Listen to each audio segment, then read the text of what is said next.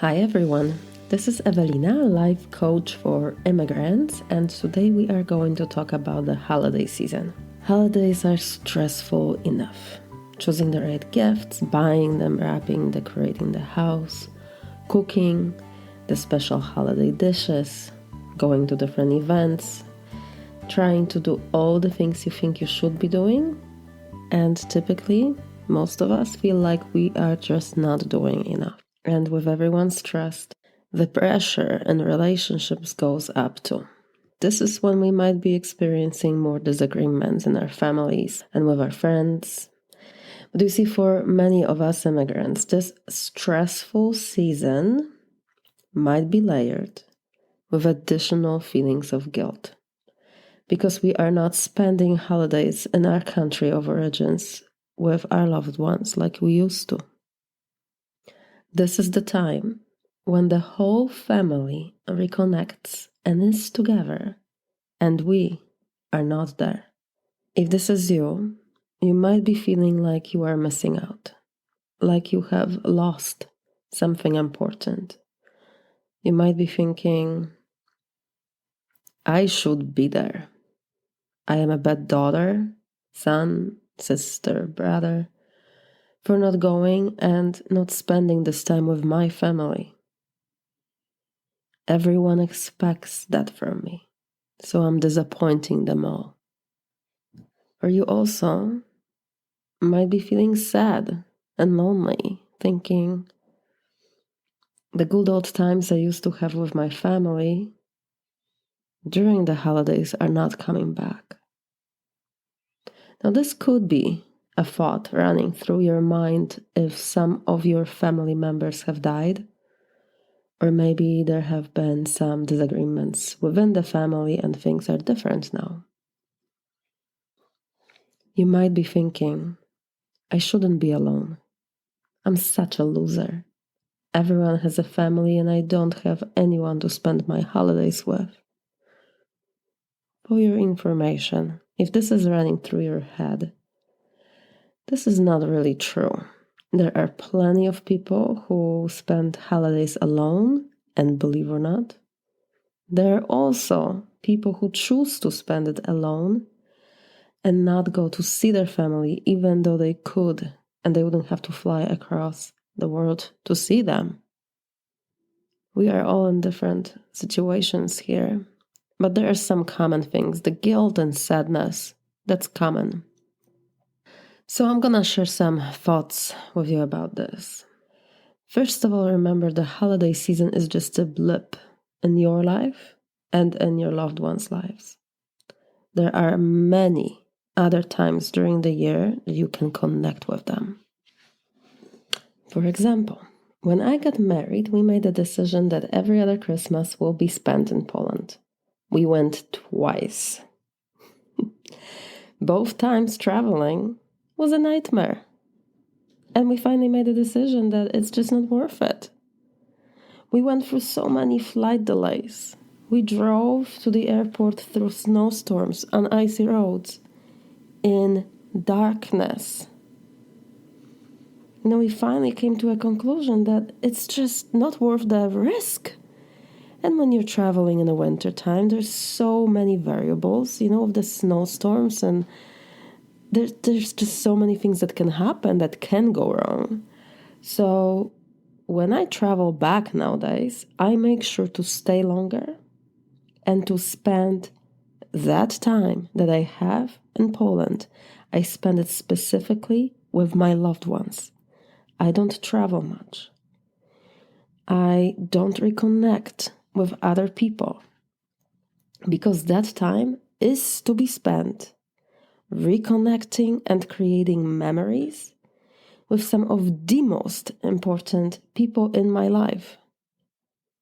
It wasn't always that way, but over the years I've been evaluating and adjusting, and right now I am very happy with the way things have been set up. This might change one day, but for now, one of the reasons why I don't feel super guilty about not being there for Christmas is because of that additional time I spend with my family when I am there. Because I am intentional about how that time is spent.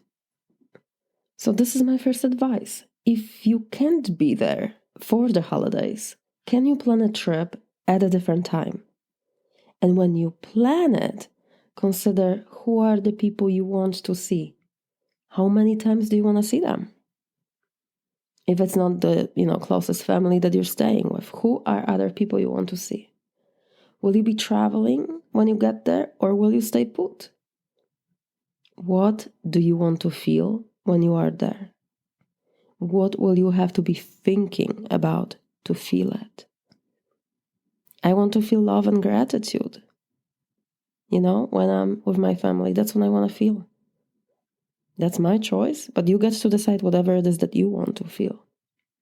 But let's go back to the holiday season.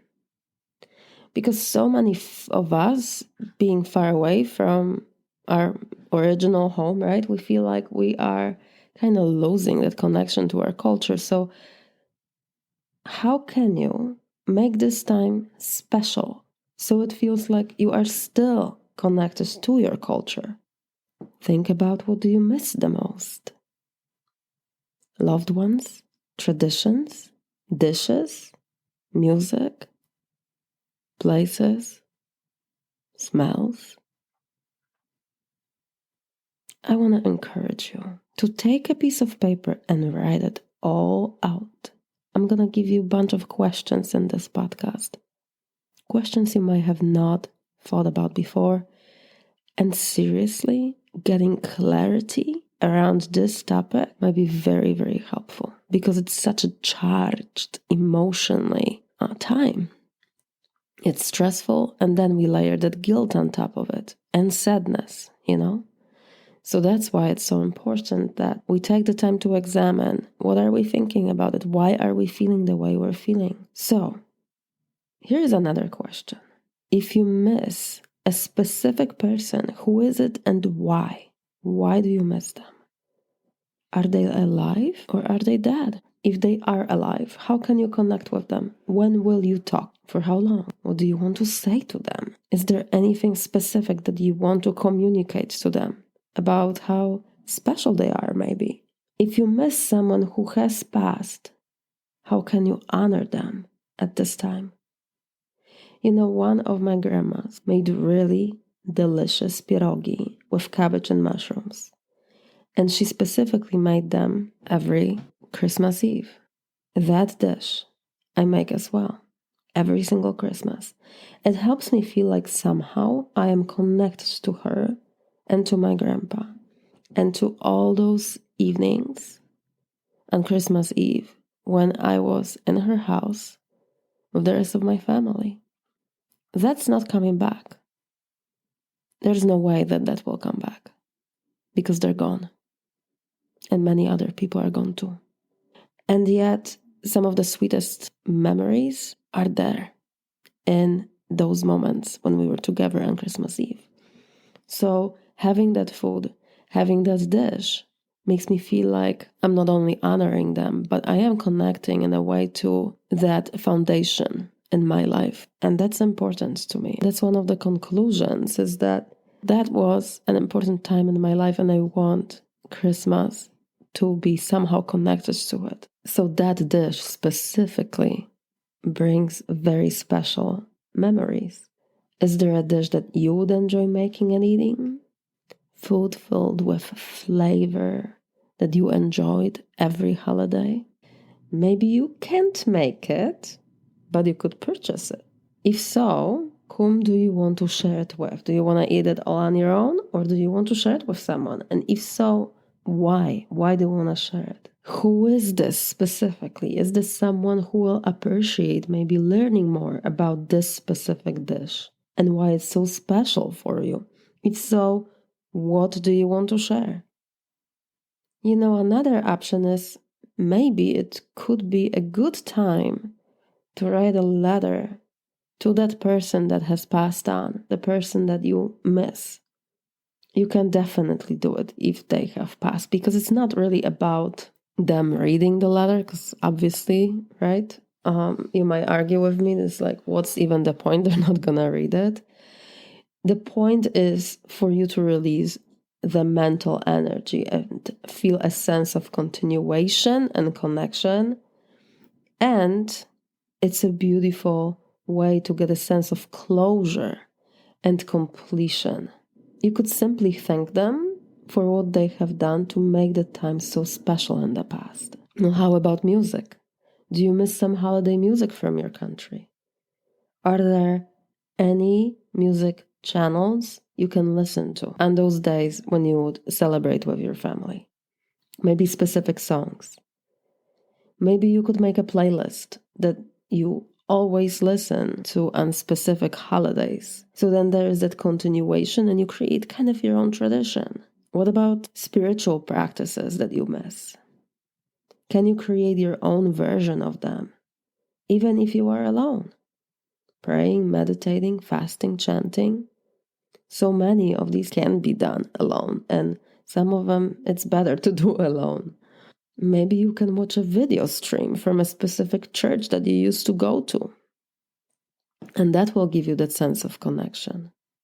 What about gifts? Are you going to send gifts? That's a good thing to evaluate too. If so, what are you sending? To whom? And why? Evaluate that stuff. Think this through. Is it necessary? And be honest with yourself. Is it necessary? Seriously, you might be like, Evelina, it's Christmas. Of course I'm sending gifts.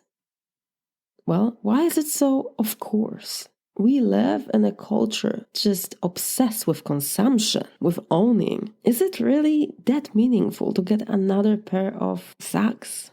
Are the items better than the memories that you could create if you go back, even at a different time? But I'm all about experiences. That's what I want in my life. I want experiences with the people I love. I want for my life to be interesting. I don't want it to be boring, filled with junk I don't need, and then, because this is another thing. It's like, especially if you are far away, and you send something, even if that person doesn't need it, they feel obligated to keep it, right? And what's the point of that? Whom is that helping? The last Christmas that I spent in Poland was in 2011.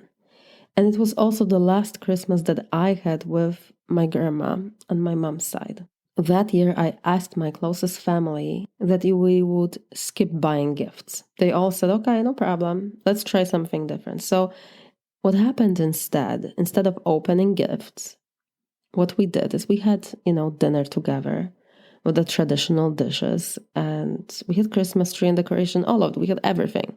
We just didn't have gifts. Except also on that evening, we had a photo session right after dinner. I had my camera there with me at the time, and we took family photos. And when I got back to the US, I made printed photo books. That Christmas really stands out in my mind because there were no gifts. We paid more attention to each other. Just being together in itself was a gift. And we have all these awesome photos. I actually have photos that I can framed with my grandma. We never did anything like that. That was really meaningful and really, really special. And I'm glad that we did that instead of, us exchanging some material stuff. But back to you. How can you make this holiday away from your country your own? Maybe you could create your own tradition that gives you a sense of connection to your roots and also relieves some of the sadness and guilt. If you are an immigrant spending holidays away from your culture, this could be a beautiful opportunity to narrow down on what really matters to you and why. So I strongly encourage you to write this out for yourself. Answer the questions I'm giving you today. Because this holiday time is supposed to be a time of rejoicing, reflecting, appreciating the light, the love. And if you have an ongoing thought in your head, I should be there. I am not a good person for not spending holidays with my family. You are doing everything but enjoying this special time of the year. You're not enjoying it because you have that underlying guilt. And also writing out your overall thoughts about holidays might reveal some other reasons why you have not been rejoicing. We have all different kinds of thoughts about it. Everybody should be together. That's one of the thoughts I hear from my clients a lot. Everybody should be together. Then I ask them why. Well, because it's a family holiday. Everybody should be together. Or another one. Only lonely people are alone on Christmas. And I question that too because, like I said, there are people who choose to be alone.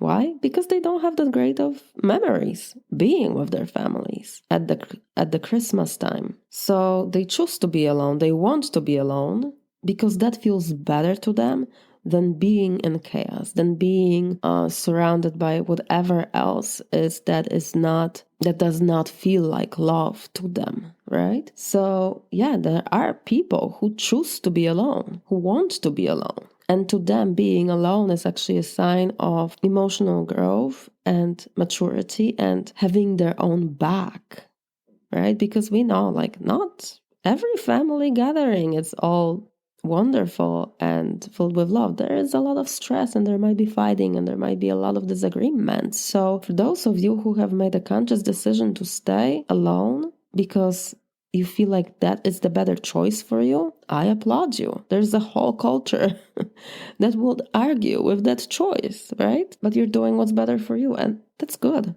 We all have specific situations. We all should not be judging each other for any of those choices. Another one. I should make all the dishes because otherwise it's not the same. We women typically have that one going through our head. Or my house should be spotless. I must clean the house because it's supposed to be clean for Christmas. Even if you're working a full-time job, raising 5 kids, you might have that additional pressure of having the house absolutely spotless because that's what your mom used to do. And that's what has to be done.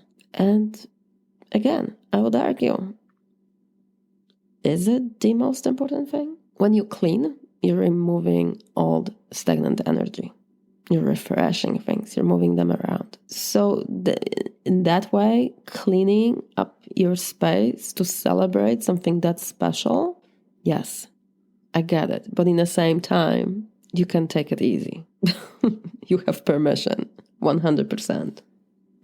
I encourage you to take a look at what it is that you think about it, what it is that you want to create. And I want to remind you that you are an adult. You can do whatever you want. Don't want to celebrate? Then don't. You don't want to see your family? Don't. Don't like specific traditions? You don't have to participate. This is supposed to be the time of rejoicing. If you are tired and frustrated because you feel like you are forced to do things you don't want to do, you're not rejoicing. You're suffering. And you're most likely arguing a lot with what's happening around you. So you have a lot of frustration. I want to give you a permission to choose on purpose what the holiday season looks like for you and why.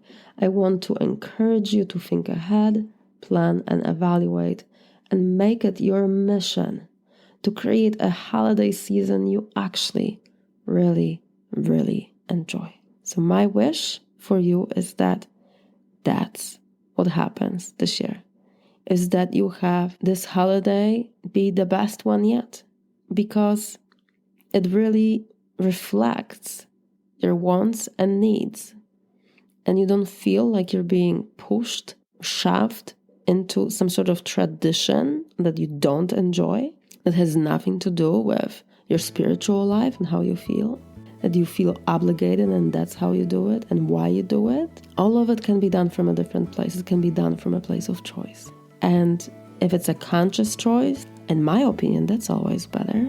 So, happy holidays, my friends. I will talk to you on the 22nd.